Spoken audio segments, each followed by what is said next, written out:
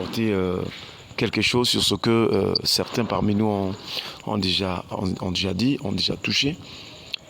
Je reprends toujours le texte. Donc, nous voyons donc ce texte de Philippiens chapitre 3, versets 20 à 21. Il est écrit « Notre cité à nous est dans les cieux, d'où nous attendons aussi comme Sauveur et le Seigneur Jésus-Christ, qui transformera le corps de notre humiliation en le rendant semblable au corps de sa gloire, par le pouvoir qu'il a de s'assujettir toutes choses. » Voilà donc ce texte.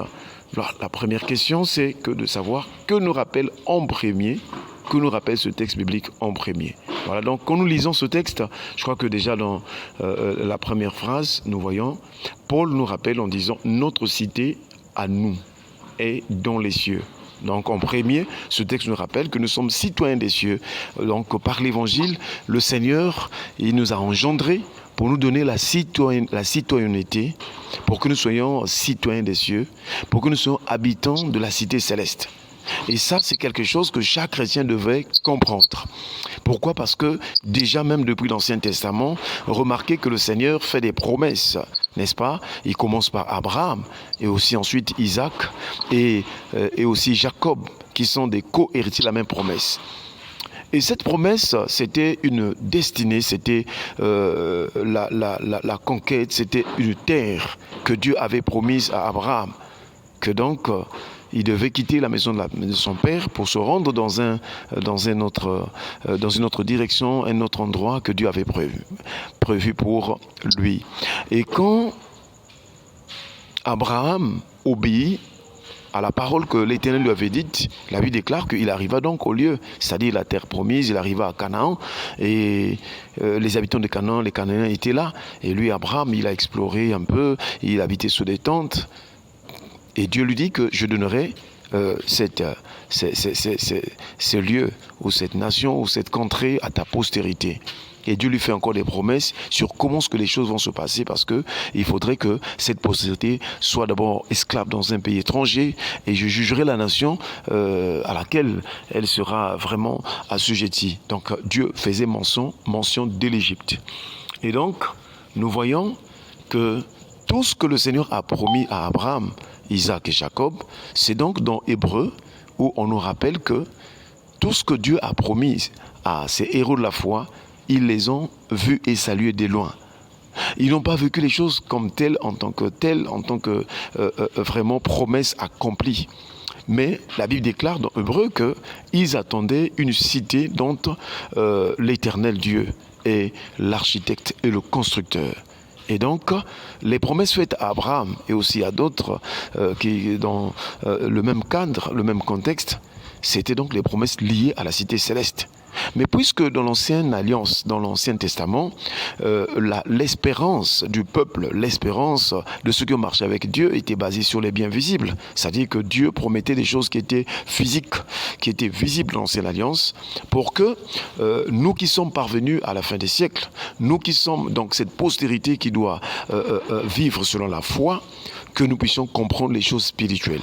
Et donc c'est dans ce cadre-là que Paul vient donc nous exposer, nous montrer combien la vraie cité que Dieu a promise, la vraie contrée que Dieu a promise à tous ceux qui nous ont précédés, tant dans l'Ancien Testament que le Nouveau Testament, c'était donc la cité céleste. Voilà pourquoi, avec cette joie, il vient avec joie pour nous rappeler que nous, notre cité est dans le ciel. Pourquoi notre cité est dans le ciel? Pourquoi nous sommes citoyens des cieux? Parce qu'évidemment, Dieu n'a pas une habitation sur la terre. Dans Ésaïe chapitre 66, la Bible déclare, le Seigneur l'Éternel dit que le ciel est mon trône et la terre est mon marchepied. Et il pose la question, quel sera le lieu de mon repos sur la terre? Quelle maison me bâtirez-vous sur la terre? Quelle sera ma demeure sur la terre? Voyez-vous? Donc, si notre Dieu qui nous a sauvés et qui nous a donné de devenir ses enfants habite le ciel, évidemment, le Seigneur nous prépare aussi une cité là où il se trouve afin que la communion soit vraiment intime, la communion soit étroite et que nous puissions vivre éternellement avec lui, que nous puissions être auprès de lui, comme il est lui-même au ciel Et donc, il nous a préparé donc une cité au ciel. Et c'est ce que aussi le Seigneur a rappelé aux disciples. Je crois dans Jean chapitre 14, il dit que votre cœur ne se trouble point. Croyez en Dieu et croyez en moi. Et dans la maison de mon Père, il y a plusieurs demeures. Et si cela n'était pas, je vous l'aurais dit. Il dit, je m'en vais vous préparer une place. Et quand je m'en serai allé et que je vous aurai préparé une place, je reviendrai. Je vous prendrai afin que là où je suis, vous y soyez aussi. Ça aussi, là le Seigneur rappelle aussi la cité céleste. Voilà pourquoi déjà aussi, quand Paul commence dans ses épîtres, il parle donc des choses célestes. Il nous demande d'avoir la soif, de rechercher les choses d'en haut. Parce qu'évidemment, notre cité est au ciel. Voilà donc, chers frères et sœurs, en ce qui concerne la première question, ce texte nous rappelle que nous sommes citoyens des cieux. Et si nous comprenons les choses ainsi, je vous assure, aucun bien matériel, aucune richesse de la terre ne pourra encore polariser, ne pourra encore attirer notre cœur au point où nous puissions nous énerver, nous puissions maltraiter les autres à cause des biens terrestres. Non. Nous avons des choses meilleures qui sont au ciel. Et nos trésors, ce sont les trésors du ciel. Voilà pourquoi nous devons aspirer, nous devons être remplis de joie pour vraiment demeurer fidèles au Seigneur parce que nous sommes assoiffés. Nous sommes en train d'attendre les choses les meilleures. Paul est arrivé à dire que j'estime que les souffrances du temps présent ne sauraient être comparées à la gloire à venir qui sera révélée pour nous. Donc nous devons avoir les regards sur les choses célestes. Je vous assure, si nous regardons au ciel, si nous portons le regard sur les choses célestes, alors nous serons remplis d'amour, remplis de paix, remplis d'espérance, de foi. Et c'est ainsi que, quel que soit ce que nous allons vivre sur la terre, nous pourrions surmonter les épreuves et toutes les difficultés que nous pourrons rencontrer. La deuxième question, selon ce texte biblique, quelle attitude, quelle position avoir en tant que chrétien? Alors, si nous comprenons que notre cité est au ciel et aussi que notre Seigneur Jésus-Christ revient, quelle attitude avoir? C'est la position d'attente. Nous devons avoir une position d'attente. Nous attendons notre Seigneur. C'est pourquoi, n'est-ce pas, dans la suite de cette première phrase, déjà Paul dit, notre cité à nous est au ciel, d'où nous attendons. C'est donc l'attitude que nous devons avoir en tant qu'enfants de Dieu, c'est l'attente. Et cette attente-là, la Bible la définit comme l'espérance. L'espérance, c'est une position d'attente. L'espérance, c'est attendre l'accomplissement de ce que Dieu a promis. Attendre avec assurance. Voilà pourquoi l'espérance et la foi vont un peu dans le même sens. Sinon, je dirais mieux, c'est comme des sœurs. Là où il y a la foi, il y a l'espérance. Et là où il y a l'espérance, il y a la foi. Et donc, si nous comprenons que notre cité est au ciel, nous devons donc attendre. La position, l'attitude à avoir, c'est attendre parce que nous sommes rassurés que nous irons au ciel. Il faut donc avoir l'espérance. Voilà pourquoi à plusieurs reprises dans les épîtres, du moins, on nous rappelle d'avoir espérance. Et vous remarquez aussi dans 1 Corinthiens chapitre 13, l'apôtre Paul va dire quelque chose de très grand. Il va, je crois, le dernier verset de 1 Corinthiens chapitre 13, c'est le dernier verset aussi, je crois, c'est le verset 13. Il dit, maintenant donc, il y a trois choses qui demeurent. Trois choses qui demeurent, la foi, l'espérance, l'amour.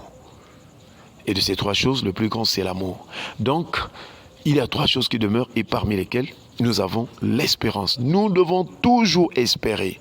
Remarquez aussi que dans la vie d'Abraham et de Sarah, c'est sur la base de l'espérance que Abraham a attendu les promesses, quoiqu'il était avancé en âge, quoique le corps était déjà usé. Et même Sarah qui n'était plus en âge d'avoir des enfants. Mais puisqu'ils ont espéré contre toute espérance, ils ont cru que quand Dieu dit quelque chose, Dieu l'accomplit. Que Dieu est fidèle dans l'accomplissement de ses promesses. Alors, Sarah, malgré l'âge, malgré la vieillesse, Dieu lui a accordé d'avoir une postérité, d'avoir un enfant. L'espérance nous donnera d'attendre. L'espérance nous donnera de se fortifier, quels qu'en soient les temps, les circonstances, les moments que nous traversons.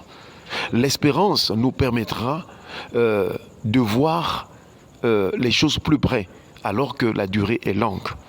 C'est-à-dire, ce qu'on nous a promis mettra du temps, mais pour nous, pour le simple fait que nous espérons, nous pourrons l'attendre, c'est comme si c'est quelque chose qui va s'accomplir demain. Et c'est pourquoi le Seigneur nous rappelle que nous devons veiller chaque jour, tous les jours, nous devons veiller parce que personne ne connaît ni le jour ni l'heure. Et donc, nous devons veiller. Chers frères et sœurs, voilà donc notre attitude de tous les jours, c'est la position d'attendre le Seigneur qui revient.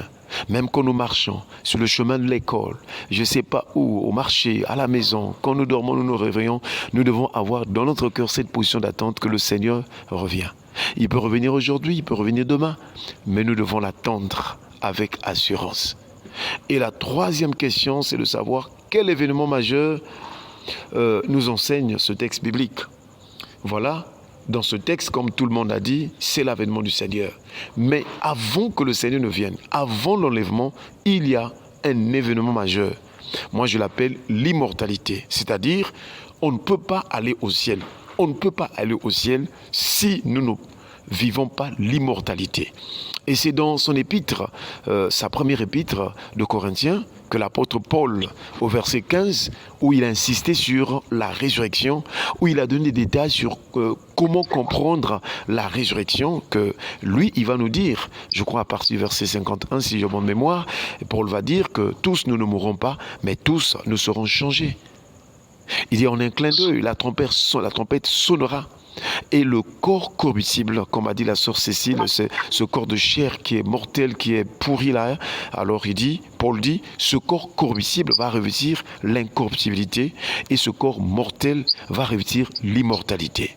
C'est donc en recevant donc l'immortalité que nous pourrons avoir donc accès au ciel. Parce que tout simplement, en passant par la résurrection, bien aimé dans le Seigneur, cette résurrection nous donne d'avoir des nouveaux corps.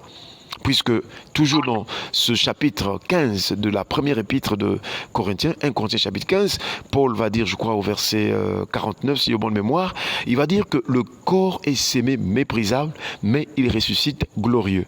C'est-à-dire, lorsque nous acceptons Christ, nous partons de ce corps pourri de péché, mais en croyant en Jésus, nous passons par l'expérience de la résurrection et cela nous donnera d'avoir de nouveaux corps. Mais cette expérience, c'est vrai physiquement, quand nous acceptons Christ, doit se manifester aussi, spirituellement, quand nous recevons Christ, doit se manifester aussi physiquement parce que, tout simplement, il reste une dernière délivrance pour nous les chrétiens, c'est la délivrance de notre corps. C'est ce qu'on appelle la rédemption du corps. Sur le plan de notre esprit, nous sommes sauvés. Sur le plan de notre âme, nous sommes sauvés. Mais nos corps doivent recevoir aussi la rédemption. Et donc, c'est ce changement-là du corps méprisable au corps glorieux qui nous donnera d'avoir accès pour aller au ciel. Parce que ne peuvent aller au ciel que ceux qui ont des corps glorifiés. Voilà pourquoi aussi le Seigneur Jésus-Christ, quand il est venu sur la terre, il fallait qu'il passe par la mort, par la résurrection, étant donc glorifié. Et voilà qu'il pouvait partir au ciel et ainsi le Saint-Esprit pouvait venir. Je vous assure, chers frères et sœurs, ce sont des événements qui vont s'accomplir. Et donc, pour aller au ciel, il faut que nous devons attendre, nous devons aspirer à ce corps de gloire.